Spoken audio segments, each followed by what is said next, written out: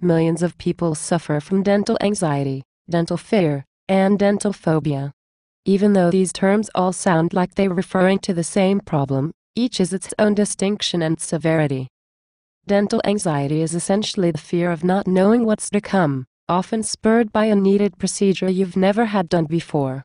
Fear of the dentist or dental work is the opposite, in that the person is afraid of what they know will happen, typically because they have experienced it before.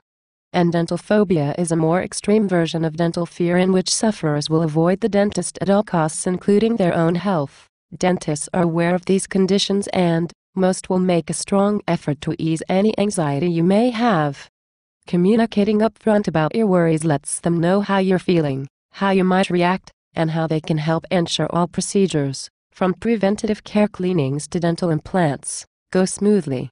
If your dentist doesn't acknowledge your fear and make arrangements to comfort you, then you and your health should find a different dentist.